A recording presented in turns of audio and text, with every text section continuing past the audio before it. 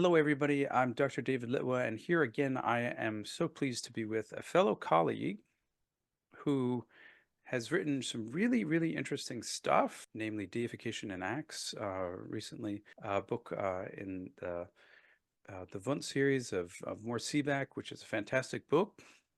He is Daniel Glover.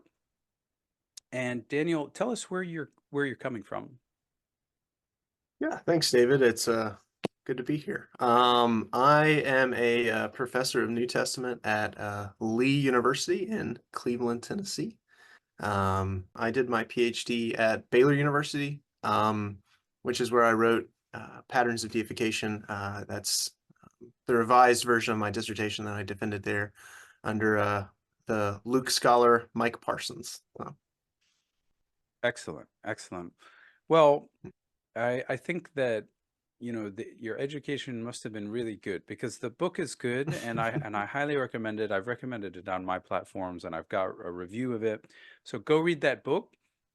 Today we're going to be talking about just one of the current projects that Daniel is focused on. He does a lot and produces a lot, despite an immense teaching load that they expect him to teach. Um, so that's very impressive. But today we're going to be talking about a topic near and dear to my heart as well, which is the date of Acts. And I'm part of the camp, I'll just lay my cards down that I think late date is great. But recently, there has been some push and pull, and we had let's see, Richard Purvo's book in 2006, who argued for sort of like a 115, 120 date. And we've seen responses from a number of folks, book length responses from Armstrong and Bernier, who are pushing us back very, very early. And so I wouldn't say, I think, I don't know, we'll get your sense of this, Daniel, but I don't Mhm. think there's necessarily a dominant voice, but it does seem to me like that a lot of people are at least testing the waters with a later date, and what has been pushing them in this direction has caused some reaction from more traditional folks. But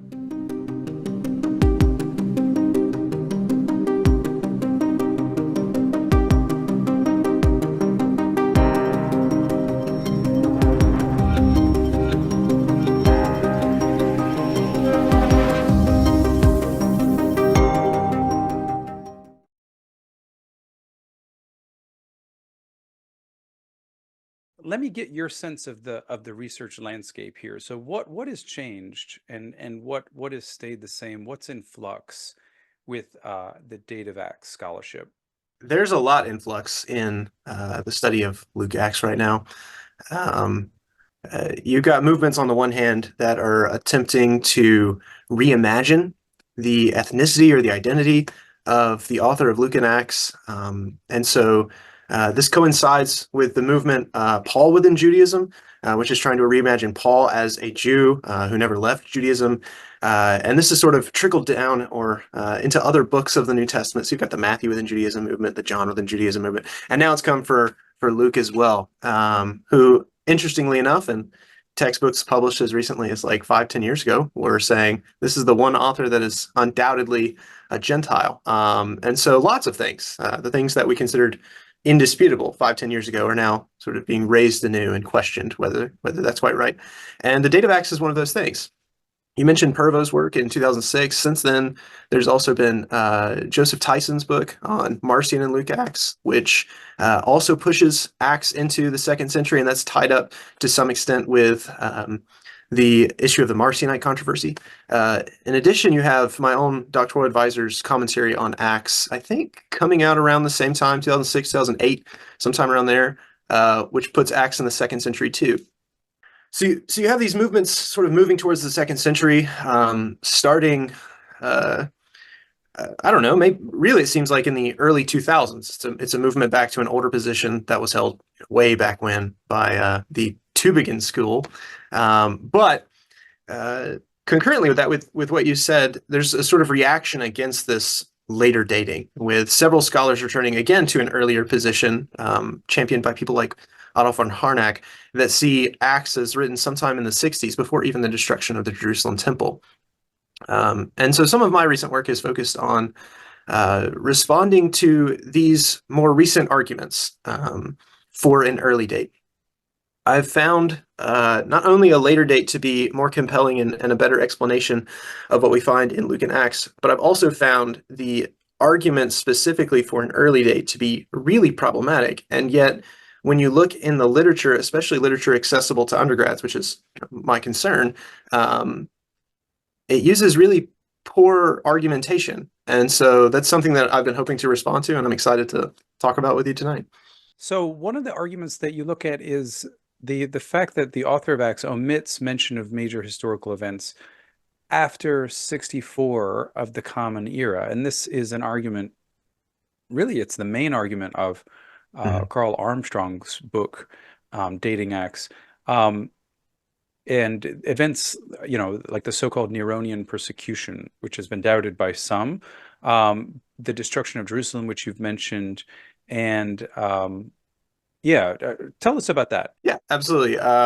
So yes, this is perhaps the most common argument among all who want to date Acts to an earlier date. This is an argument that goes all the way back to von Harnack in the late 19th century, goes all the way through John A.T. Robinson in the mid 20th century to today, that Luke omits major historical events like the death of Paul, like the destruction of the temple in Jerusalem, and more recently, in the case of Armstrong, the omission of the Great Fire of Rome, simply because he didn't know that they happened.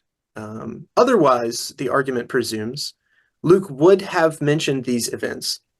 So the argument is basically this: Luke doesn't mention certain events. He would have mentioned certain events if he had known about them. And since he doesn't mention them, he must have been writing before them. And I find this sort of argument really problematic when you look at what events he's omitting in the narrative, and in fact, whether he betrays any sort of knowledge of these events. So the big one that almost every early date advocate uses to argue is the death of Paul. Luke notoriously ends the book of Acts before the death of Paul. He ends in Rome. He's on house arrest. He's preaching the gospel. And he's preaching the gospel, according to the last word of Acts, unhindered. This, they think, indicates that Luke is ending his gospel, or rather, Luke is ending the Acts of the Apostles on a high note, because he doesn't know the low note that's about to strike, which is Paul's about to be executed. I find this argument troubling. I find this argument troubling because it seems as though several passages in Acts actually betray knowledge of Paul's death.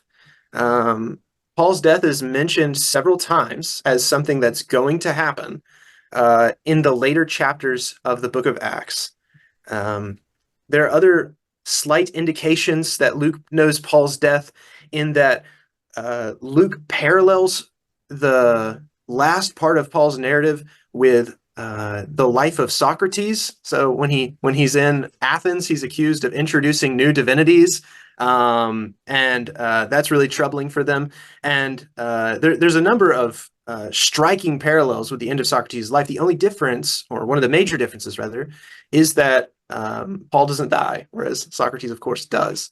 And so that's one piece of evidence suggesting that Luke does in fact know certain pieces of information that he's omitting.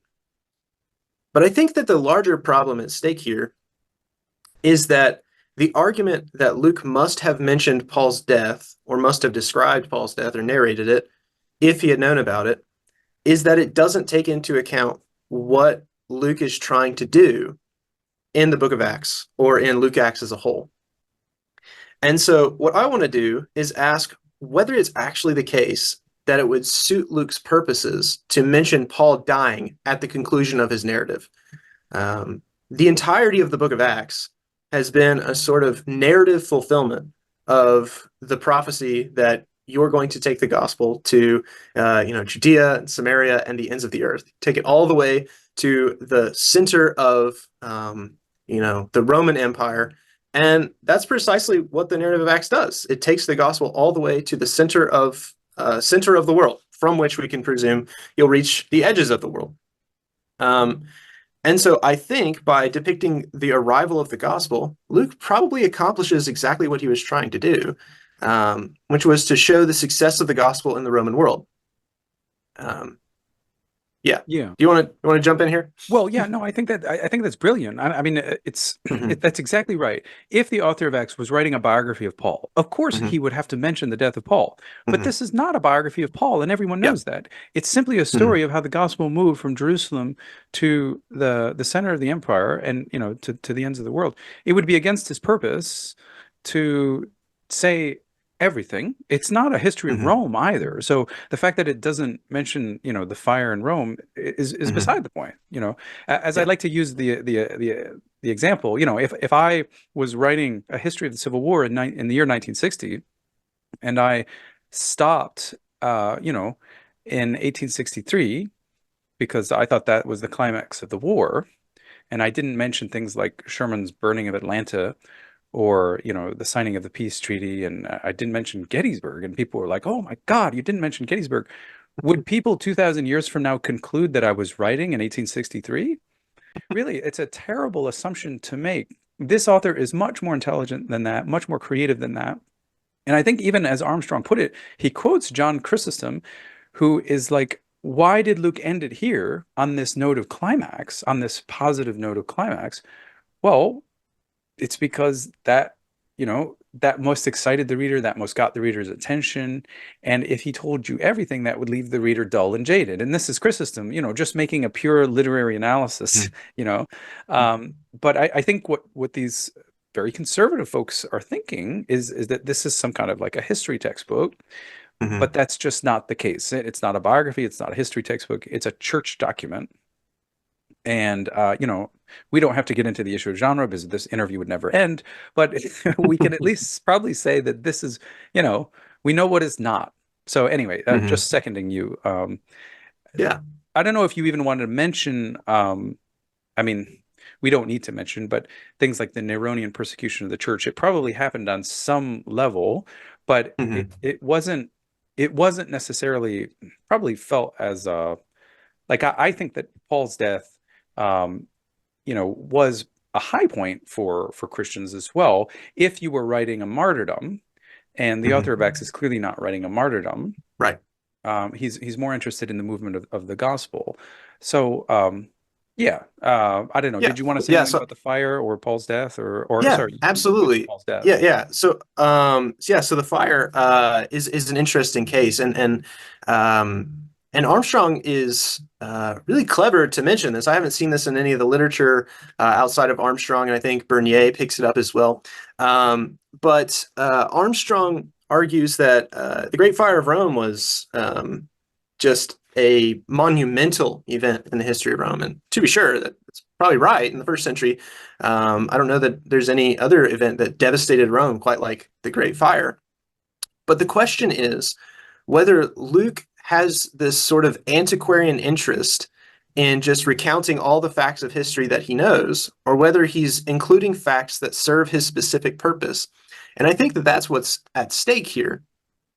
So if we can conjure any reason why Luke didn't want to discuss events like the death of Paul or these historical events like the Great Fire and the consequent, Neronian persecution of Christians, then these arguments about Luke omitting certain events, indicating something about his death, sort of, implode. They don't work anymore because we can explain there is a good reason why he would have left these out. And the Great Fire is a really interesting case. And it ties in well, I think, with the way that we started this discussion, which is how the sort of conversation about the scholarship on Acts has changed over the past few years. Recently, like I said, scholars have wanted to see Luke and Acts as a sort of document or the author as a participant in a conversation within Judaism.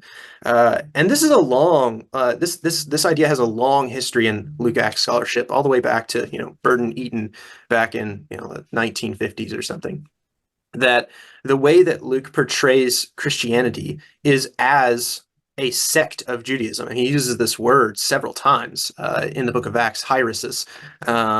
So it's the same word used for the Pharisees, same word used for the Sadducees. That's how Luke views the way or Christianity or whatever it is as a thing within Judaism. In the way that I put it, it's like the proper outgrowth of Judaism. It's where Judaism was always supposed to go. And the Great Fire poses something of a difficulty for Luke in this way, because what Nero does with the Great Fire is that it's blamed on Christians. Right? Nero is looking for someone to blame for this fire. A lot of people are looking to him as somehow his fault, and he blames it on the Christians, who he describes as people who are haters of the gods and other sorts of things. And so the difficulty here is that it singles out Christianity as a thing distinct from a larger thing called Judaism. And so if Luke is trying to say, no, Christianity is that thing that Judaism should be, mentioning the Great Fire as a thing that separates the two, especially if it's written in a period in which people are starting to separate the two, either, someone like Marcion or someone like Justin sort of in the air, then it would be totally against his purposes to mention a sort of event like this, something that distinguishes Christianity from Judaism in some sort of substantive way.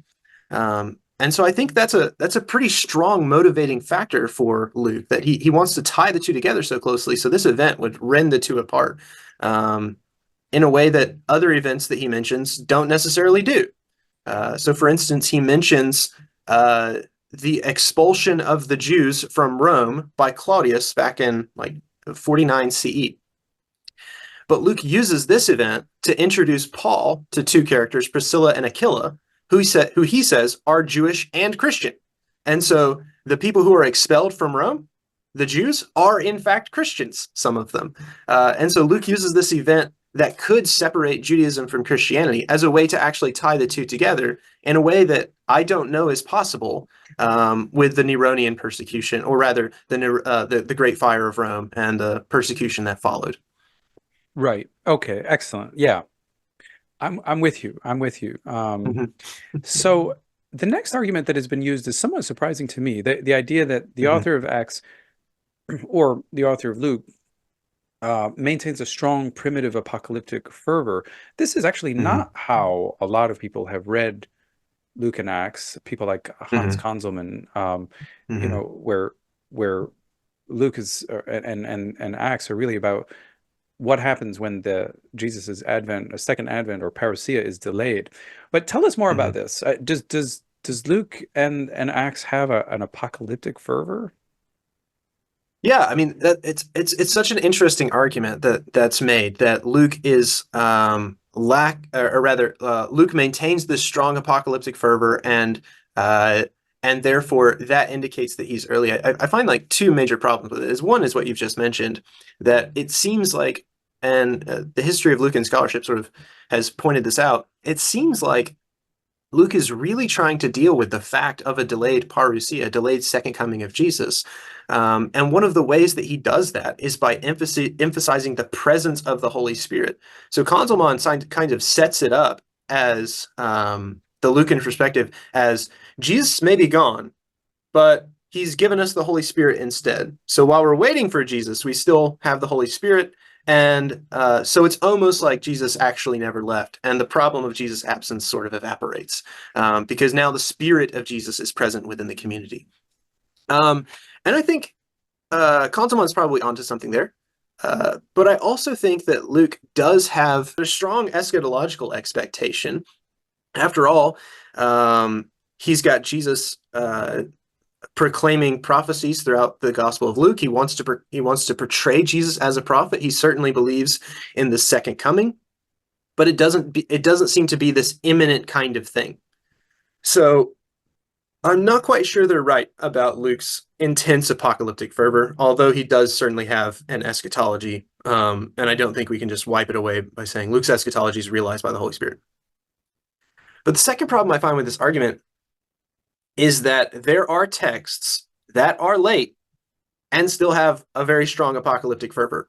So even if it were the case that we found that Luke was strongly apocalyptic in his outlook, there are other texts that also have that and often deal with the same sort of thing. So Second Peter is a pretty good example of this. Second Peter, many scholars date that to the 2nd century as well. I think Jörg Fry dates it as late as like the 160s or 170s, so that's quite late.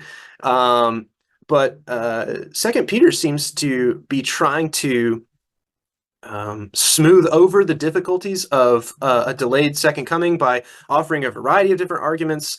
One of which is the famous line, 1,000 years is like a day with the Lord, but nevertheless still seems to think, yeah, Jesus could come back at any time. And so you've got this sort of dual trajectory here. On the one hand, you're trying to explain away the difficulty of the delay of the parousia, but on the other hand, there's also the strong sense that no, Jesus is still going to come back.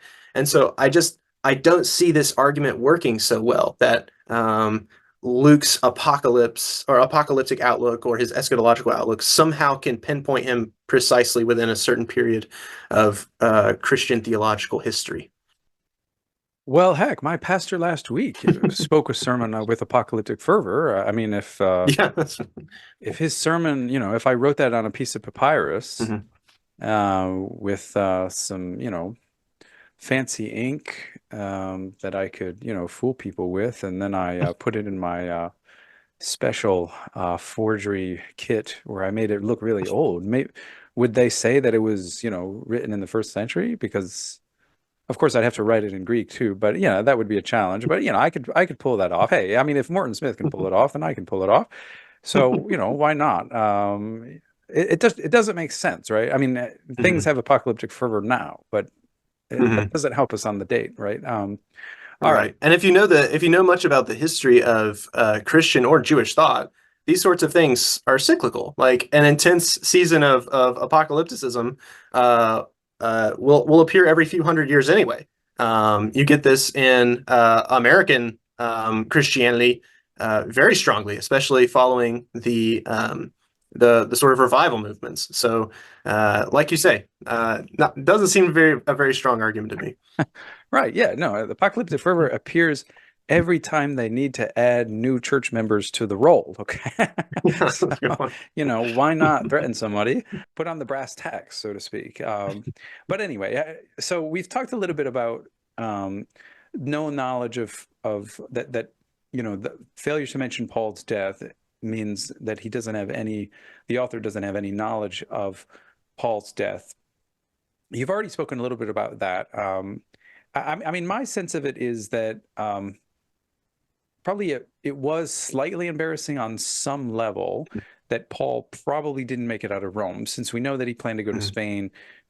My sense of it is probably he didn't make it. If he did, we'd hear a lot more about it. Even in apocryphal literature, we'd hear about Paul's trip to Spain. Ends up never happening. Um, and later martyrdom accounts present, like in the Acts of Paul, which you mentioned, present this grand narrative of sometimes it gets really exaggerated where he's appearing before Nero himself. And as if he's like this really important official, like this ambassador from some important foreign country. But as I like to say, um, it seems that for all intents and purposes, Paul was basically a nobody. And, even bringing him to the emperor is sort of like, if I rob a 7-Eleven and they want to bring me to the Supreme Court, I mean, it really doesn't make a lot of sense. That's not what emperors do. They don't hear Mhm. individual cases from everybody who's a citizen who does something wrong. And, we don't have to talk about Paul's citizenship. I don't personally believe it. And I don't believe he came to Rome in any sort of as a prisoner, but people might say I'm too skeptical. I certainly think that there was some level of embarrassment about the way that Paul died, but I wonder if you can comment on what this author is doing. Is he doing anything different than the Acts of Paul, which do mention the death, and why is that important? Yeah. So the Acts of Paul treats, I mean, it's a martyrdom account. It's highly concerned with the way that Paul dies, and Paul dies in a really fantastical way. Like you say, he's brought before Nero. He's condemned to death when he's beheaded. Milk comes out and splashes the guards. It's quite fantastic. And interestingly, after his death, because the Acts of Paul, it's a martyrdom account, of course, but it also wants to end on a high note, just like the canonical Acts does. And the way that it ends on its high note is, yeah, sure, Paul dies, but Paul also is resurrected after he's dead. And so it seems as though by the end of the Acts of Paul, Paul is some sort of deified hero that's come back from the dead and is appearing to those who are alive. And I'm not sure Luke would have wanted to make that leap. Precisely because he seems to think in some ways Jesus is special. And one of the things that makes Jesus special is that he was resurrected from the dead. To be sure, Paul's preaching throughout Acts is that others will experience that resurrection of the dead too, but that's part of his future eschatology. It's not something that's happened yet. And so while on the one hand, scholars want to say, yes, Luke has a realized eschatology and that the Spirit is present, nonetheless, not that realized. Paul's not raised from the dead yet. None of us are raised from the dead yet, just Jesus. And so he can't make that kind of move where Paul ends up dead. So the only way that the Acts of Paul becomes a sort of heroic narrative is by raising Paul. And that's something that's off limits to the canonical Acts. It's not something that Luke would have wanted to do or to say. Good point. Yeah. So if the author of Luke knows Matthew, yeah, he omitted that part where Matthew has people being resurrected in Jerusalem and coming into the city right around the time of Jesus' death. That would make a lot of sense. But then what about this argument about the author doesn't cite Paul's epistles? This is an interesting one because, and as we mentioned at the start, a lot of Purvo's book is going sort of line by line and showing you where this author, although he never mentions Paul's epistles, like Paul is not a letter writer, he's a hero, right? But that's different than saying that the author doesn't actually know the epistles, because as Purvo, I think, shows pretty conclusively, he's got like literally dozens and dozens of cases where the language is so close and where the source of the author of Acts, is so close to things that Paul says about himself, like him escaping from a basket in Damascus, that's 2 Corinthians, and some of the same language, some of the same verbs used. And so, it seems that, in fact, he does know the epistles, but the surprising point is he doesn't want to let you know that he knows the epistles. So what would be the reason of that? Or what are your thoughts on this whole topic? Yeah, I mean, that's the long-standing puzzle of Acts, right? Is why this guy that we know almost exclusively for writing letters, he never mentions that he writes any letters. It's so strange. And many who advocate for an early date will say, well, he didn't know his letters, and therefore the author is writing really early. It is interesting to me, though. I guess these arguments aren't necessarily the same, but often those who advocate for an early date will advocate for the identification of Luke with the Luke mentioned in Paul's letters, or the identification of Luke as a traveling companion of Paul. And in both of those cases, one would suspect that the person would know that Luke was a letter writer. And so the fact that he doesn't mention it doesn't prove an early date, just, makes the question mark somewhat even larger. For one reason, because Luke is mentioned within Paul's letters as someone who's with him. And so if this Luke is the same Luke as the one mentioned in the letters, you're just kind of kicking the can down the road in terms of answering the question. You're not really saying anything by saying, oh, well, it's early, so therefore he doesn't know the letters. If he's mentioned in one of the letters, surely he knows that Paul writes letters. So I think that's a difficult question that early date advocates haven't really answered. Nonetheless, I think you're right. Purvo and others have kind of shown, or at least convinced me, that Luke seems to know Paul's letters, especially the biographical material, like you say, in Second Corinthians as well as Galatians. And the case that you mentioned with him being lowered in a basket is so interesting because they both use the same word. It's often translated in English as he was lowered through a window in the wall, but the text actually doesn't say that. It says he's lowered through the wall in both Second Corinthians and Acts, which is a really weird turn of phrase. And so if that doesn't suggest literary dependence, I don't know what kind of evidence could show literary dependence on that particular scene. But your question was, why doesn't Luke mention the letters in the first place? And there's a couple of responses that I've got. The first one is that Luke is presenting a very idealized image portrait of early Christianity. He wants to minimize the conflicts. He wants to maximize the agreement. And one of the things, maybe most often the thing that Paul's letters do, is addressing conflicts within the church. And so very naturally, if Luke is trying to minimize those conflicts, he's not going to be eager to mention, well, there was this problem in Corinth. Paul had to write a letter and fix the problem, address the issue. There are all these divisions, all these factions in the church. No, Luke doesn't want to do that. He wants to show everybody being nice to one another, getting along with one another, on the same page as one another. And so that's one of the reasons that I think Luke is hesitant to mention Paul's letters. And then the second thing is that Paul views his letters as his sort of textured presence, the sort of medium for his presence, the written word being Paul's presence there, and Luke doesn't need to present Paul as being absent because it's following Paul around. So narratively, we're always very close to Paul. We're not far removed from Paul. So we're never stuck at Corinth and then said, meanwhile, Paul, back on the ship. You never have that sort of situation where you need to portray Paul at a distance. And so the fact that Paul is constantly present and constantly visiting many of his churches, especially throughout the various, missionary journeys that Luke has constructed, Paul is constantly present, and so Luke doesn't want to emphasize either the disunity of the church on the one hand or Paul's absence from the church or the various churches on the other hand. So I think those are two pretty, if not compelling, reasonable reasons why Luke might have omitted mentioning these letters. But as you say, the fact that he's got lots of verbal similarities with letters throughout, as well as biographical details that he seems to be drawing from 2 Corinthians, from Galatians, and from elsewhere, seem to suggest a kind of familiarity with the letters, even if he doesn't overtly mention, this is where I'm getting this data from.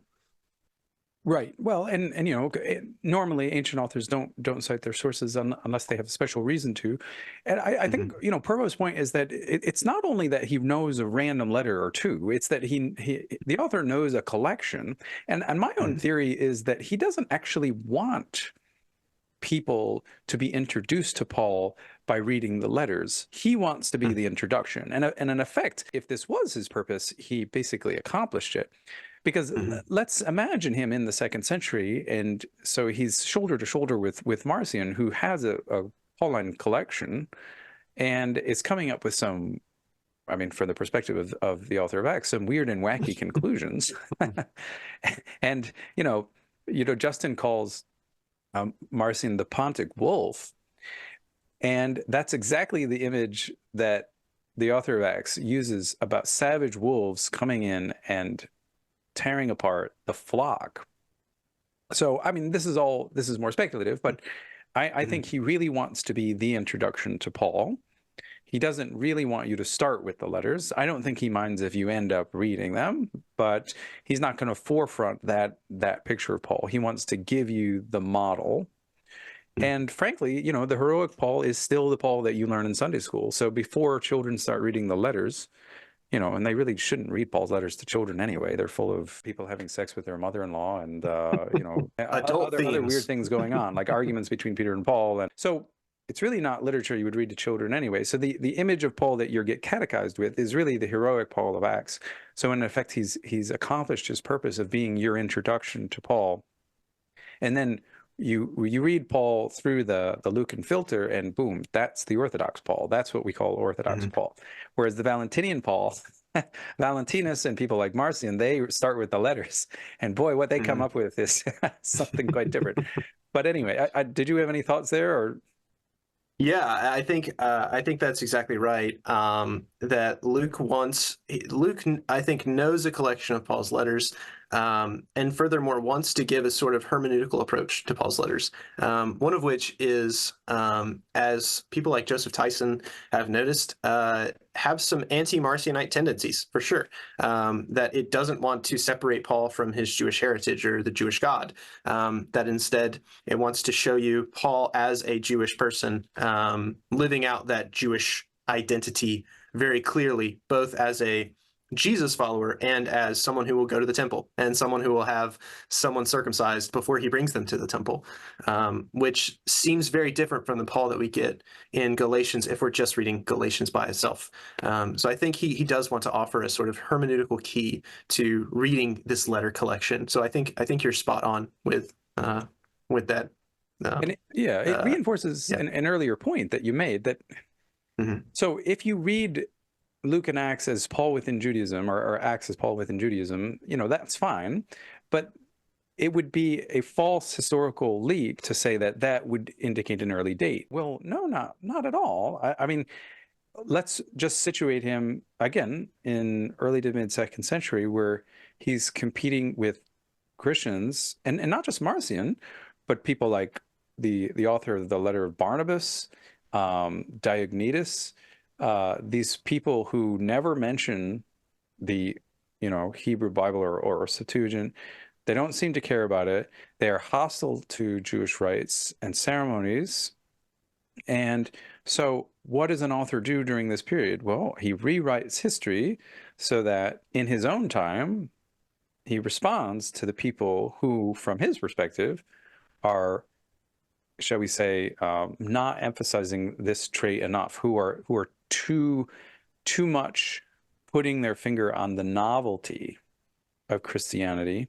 And it's right in line with the apologetics of figures like Justin, of people who Mhm. are more systematically trying to root Christianity in a heritage, particularly in a Jewish heritage, ironically, somewhat playing fast and loose by, as Nietzsche said, pulling the rug out from under the feet of the Jews, using their scriptures to give Christians a Jewish heritage, while at the same time sort of also in their own sociological circumstance, kind of saying, well, we don't do exactly what's in the synagogue, but we will take the story. Uh, we'll take the history. But anyway, this is all gets very complex. But I think again, it goes to the question of we can't make these simplistic intuitions about, okay, so he's Jewish, that means he's early. Nah. Mhm. Again, Right. you know that Mhm. my pastor last Sunday said that Mhm. Paul was Jewish and we ought to read Paul within Judaism. So he's not Right. speaking in the first century. We Mhm. belong to a post-Holocaust, post-Shoah world where we are all, for a very specific historical reason, in the early 1940s, now trying to give due weight to what wasn't sufficiently emphasized in the early 20th century. So here we Mhm. are.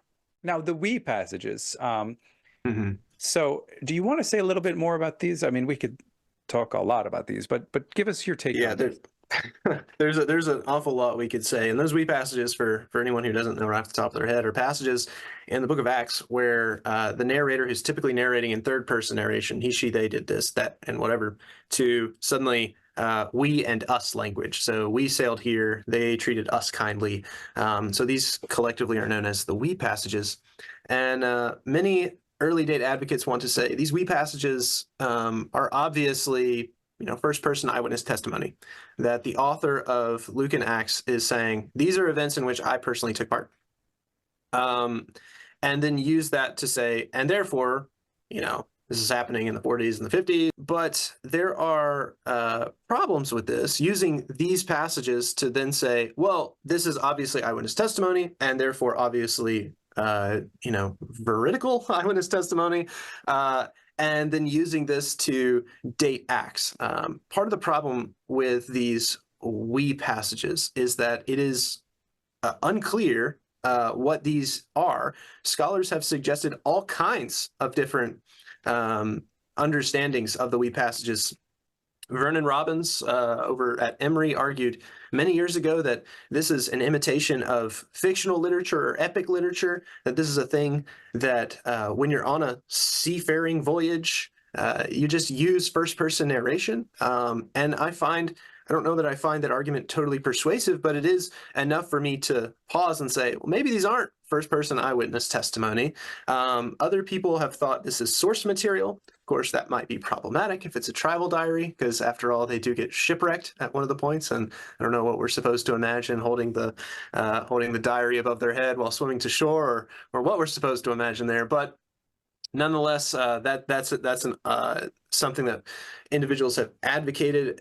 Is it what Bart Ehrman calls forgery, right? Is it someone pretending to be an eyewitness, but in fact not being an eyewitness? The very fact that so many scholars have come to these passages and seen different characteristics and seen different genres at work should cause us, I think, to slow down a bit and ask, if we can't quite agree on what these are, do we need to let these allow us to date Acts? Or should we try to date Acts to the best of our ability and then return and say, okay, our dating of Acts has either confirmed that these are possible or denied that these are possible? So if we date Acts any later than in the 90s, it becomes increasingly difficult with every year that Luke was whoever wrote Luke and Acts was a traveling companion with Paul, that these we sections indicate his personal participation in those events. And so the later we date Acts, the more likely that interpretive move is foreclosed. And so we've got to move either to this is a literary strategy, or this is a literary fiction, or something to that effect.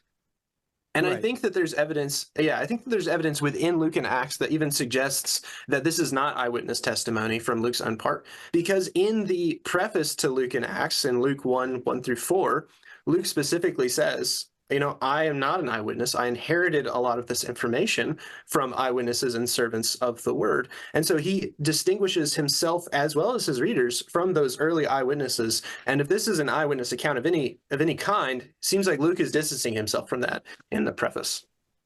Exactly. And I think we can do a simple reductio ad absurdum here. If we assume that the author of Acts was a personal eyewitness, a companion and a friend of Paul riding on a ship, I think we have to conclude that this author was utterly incompetent or possibly even malevolent, because there are these disagreements between Paul in the letters and Paul in Acts that are just, frankly, incompatible. I think, was it Philip Vielhauer or something who pointed it out, over 70 years ago now. And so for instance, something we talked about earlier, the author of Acts says that Paul didn't write any letters. Well, if he was an eyewitness, then he's either utterly incompetent or somehow being tricky with you by portraying a Paul that doesn't write any letters, even though if he's an eyewitness, he knows that he does, right? And if he's an eyewitness, he's also, to put it bluntly, incredibly stupid. Because the very first thing that an ancient eyewitness would do would be to say, hey, I'm an eyewitness. I knew Paul. We were best buds. Yeah, I saw him here and I saw him there, and he was a good friend of mine. And that's why I gain authority for writing this little bit of history, right? He would do that because that would immensely amplify his authority. He wouldn't leave it, confusing and ambiguous. These like episodic, sudden, unexplained popping into the first person, usually associated with ship travel. It's just weird. And it's in a sense, you could argue that it's effective because it has led some people to say that he was an eyewitness. And I think, maybe that's what he intended, I wouldn't call that forgery. I'd call that, an author fiction. Maybe that's what he intended. But honestly, if he was an eyewitness, I think he would have written this differently, even, by ancient standards. But anyway, just my sense of it. Yeah, and I think that sense is right, that if this is him being an eyewitness, he's being really subtle about it, because you only get a couple of pronouns and really verb tense, verb number, and person. You don't get any thoughts or feelings from Luke. You don't get any personal recollections or anything like that. You just get the same kind of description you've gotten throughout the rest of Acts with different pronouns, which is striking and strange. And the fact that it constantly occurs around travel is at least suspicious enough to make us think maybe there is some sort of literary strategy going on here, rather than just a simple like I was here, without any kind of flag waving. Hey, guess what? This is very true because I was a participant myself. And yeah, so it's a strange series of passages. Got to give everybody that, but I don't think it's obvious that that it does what the early date advocates want to make it say. Okay, so let's go to this last argument, which, just to give some background, it has to do with Josephus. And way back, I think in 1993, Steve Mason wrote a book. I think it's called Josephus in the New Testament. And in the last chapter of this book, he talks about places where the author of Acts probably used Josephus. And then what we find in 2006 with Richard Purvo, and I think probably several others, he's kind of like radically expanded that. And I think even Steve Mason has an updated essay. I forget where it is now, but it's like 2011, where he's also, again, addressed the issue of the use of Josephus by the author of Acts. So there's a strong push towards seeing him as using Acts. And then, so the way that the response argument has to be is that the usage, and there's dozens and dozens and dozens of cases, but the usage just isn't convincing. And I was really struck by this, by Bernier, in his book on Redating the New Testament, just really didn't take Mason or Purvo seriously. I mean, maybe I could forgive him for dismissing Purvo, although, if you're going to dismiss him because of ethical issues, you shouldn't dismiss his arguments. You can still name his arguments without naming him if you have some problem with that. But you certainly shouldn't just not deal with Mason. And he basically says, that there are he reduces them very quickly to 3 cases of possible dependence, and then he just very, very quickly kind of eliminates them. And I think a frankly cavalier way, which is really, really striking. But are these parallels between Acts and Josephus incidental, or what's your take? Yeah, I think they're not incidental, unsurprisingly, perhaps. I think that Luke knows Josephus. And for me, this went back to graduate school when I read Steve Mason. I read the book Josephus in the New Testament, and I was blown away by much of what he said. And the closer that I looked, and the farther back in the research that I went, all the way to William Schmiedel back in the late 19th century, there's some really good cases to make for Lucan knowledge of Josephus that I think can't just be hand waved away. And one of the points that makes that hand waving difficult is something that Bernier actually says in the book methodologically. So he says that the principle of parsimony is one that can adjudicate less likely and more likely interpretations of historical, dependency and that kind of thing. So if your explanation requires 3 entities, and my explanation requires 5 entities, and they both explain the same event, then probably your explanation is to be preferred. And the difficulty with Josephus and Acts is that there are several places throughout Josephus and Acts that record the same events, the same individuals, the same phenomena, contextualize them in the same way, often using the same words.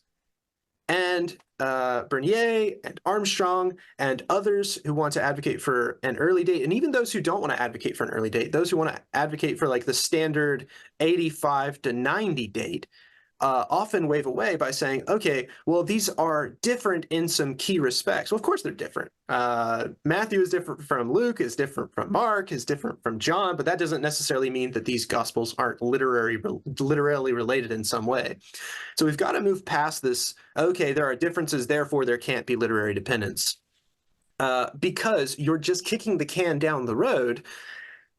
Because at a certain point you have to say, well, Josephus and Luke got these from some sources. And you can appeal either to oral sources which is going to be difficult in the case of certain scenes where they use the same language, the same words, especially when those words are somewhat unusual or surprising.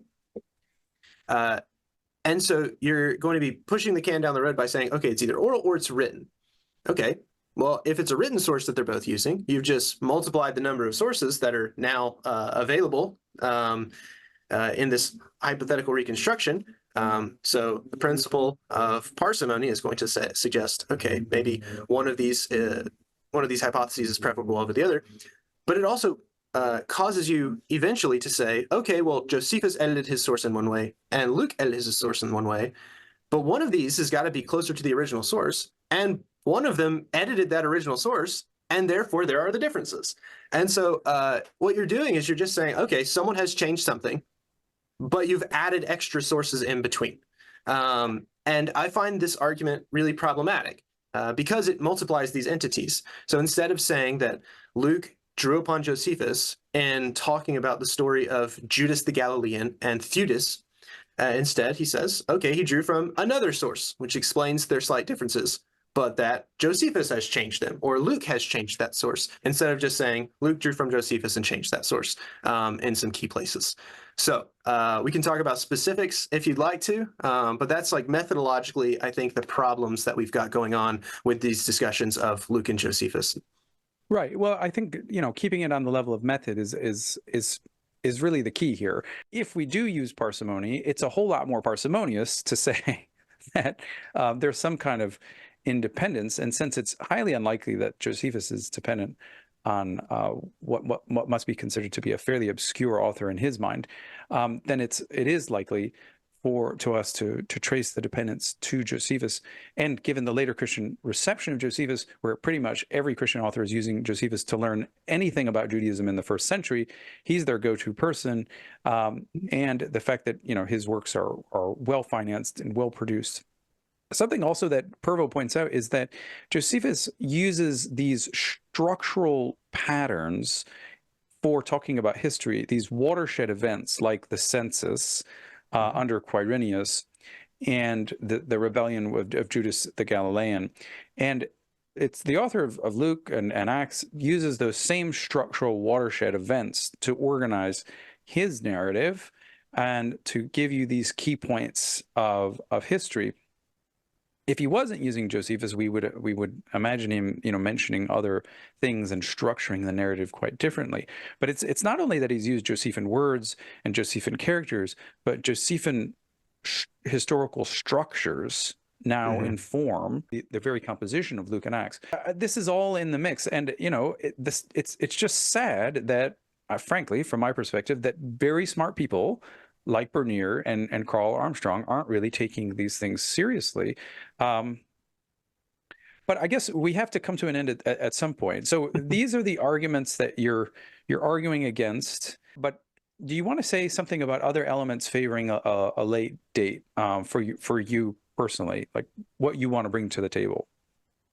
Sure. So beyond Josephus, there are a number of things that suggest to me that Acts is probably fairly late. One of those is the absence of Luke Acts in the 2nd century. So Andrew Gregory wrote what is now a very famous and widely cited, but I think underappreciated book in these discussions. And he does a really in-depth survey of 2nd century Christian literature, looking for Luke and Acts everywhere. And he doesn't find them until Irenaeus. So in the late 170s, 180s, he doesn't see Luke and Acts quoted anywhere directly. I disagree with Gregory on that. I think Justin has some knowledge of Luke and Acts. You get some mention of Quirinius and the census and that sort of thing in Justin's dialogue with Trypho. You also get, I think, some allusions to the end of the end of Luke and the beginning of the book of Acts in Justin's first apology. And so that puts a cap at about 150. But before this, you don't really have any use of Luke or Acts by any of the literature between, really Paul's letters to all the way to Justin Martyr. You don't have any of that in the same way that you have for Matthew and Mark and John and even Paul's letters, which is a really surprising fact. So how do we explain this seemingly deliberate avoidance of Luke and Acts, well, it wasn't deliberate. It's that they didn't exist yet. And so people didn't know them until the mid-second century. Something else that suggests to me that Luke and Acts weren't known, or rather, that Luke and Acts are written in the second century, is this sense of distance between the early church and the present day.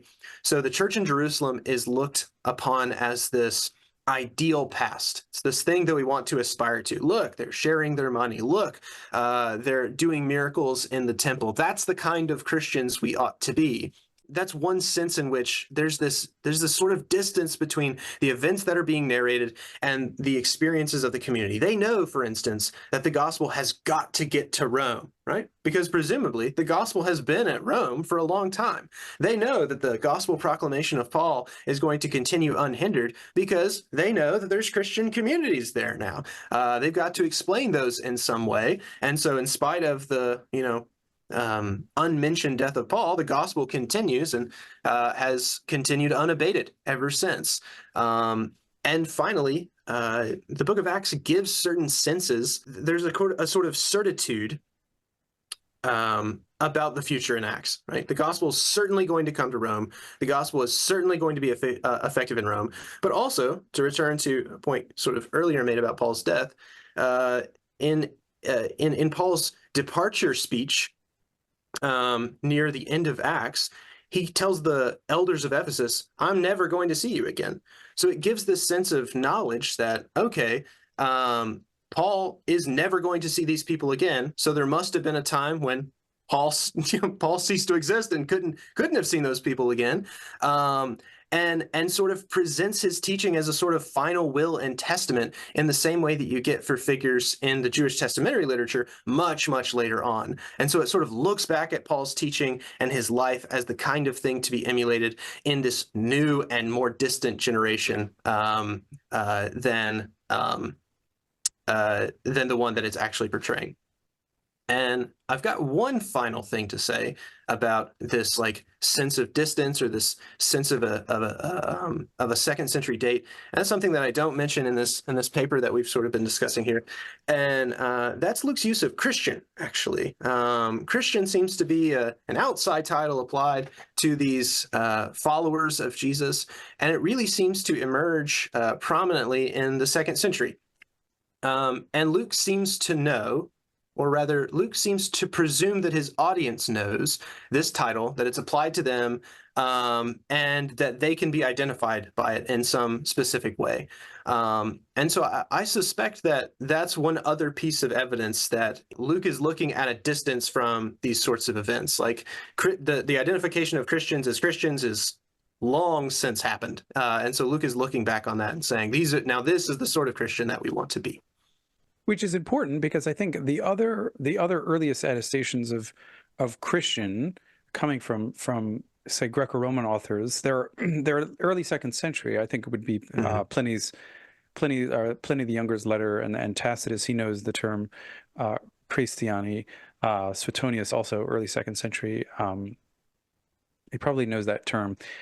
He might confuse it with Christiani and Christiani. But yeah, that is, I think that is important. And, going back to the non-usage thing in the early second century, this is an argument from silence, but it's also an argument based on material culture. And, we just don't have any manuscripts of Acts either, so we don't have any citations and we don't have any manuscripts. And sometimes, we ought to pay attention to arguments from silence when the silence becomes deafening and thunderous, right? Because, if you imagine Ignatius in the early second century, I think you shouldn't. I think you should imagine him as in the mid-second century. But if you imagine people like Ignatius and Polycarp, and some others like Clement, of Rome, supposed author of First Clement. My goodness, what would they do with the Book of Acts? I mean, they'd be like kids in a candy store, I would be like, oh yeah, I mean, I can get so much from this. Like, this is totally justifies everything that I've been trying to tell you. They never use it. They never use it. I mean, it makes it makes no sense given how we know that literature travels in this period. You could look at stylistic arguments. He's attempting to sound very sophisticated. He seems to have a rich patron. He's imitating more of the historical style, at least in the prefaces. So he is very subtly positioning himself in a different place and time. I don't know if you want to speculate, but I speculate that this is probably a Roman author. He's probably in the mid-second century. Now, I mean, it's speculation, right? Because he's covered his tracks well. But I think, these subtle hints, of course, if we knew who Theophilus was, that would help us. But, this is where we are. I don't, personally think that, it's specifically addressed to Marcion, but I don't think it needs to be. It's in a cultural environment that could have been inspired by Marcion. Again, it goes back to this, sort of re-Judaizing Christianity sort of an argument where, in his context, it's pretty clear that Christianosmos or Christianity is separate in terms of sociologically from what's going on in the synagogue, but not in terms of, he wants to hold on to the tradition, to the heritage, to the stories, to the God, to the scriptures, to other elements, to root Christianity firmly in a Greco-Roman world where it is respected by the Roman government and, respectable as such, ethically, and in terms of its own modes and codes. It's got this kind of high elite kind of feel, and portrays Paul, who is probably a nobody in his own time, as a very elite person who could, appeal to the emperor, who could be a Roman citizen, who could speak before governors and kings, and so on and so forth. So it really, that sort of stuff really doesn't happen until the second century, when you get this martyrdom literature. And so that's another clue.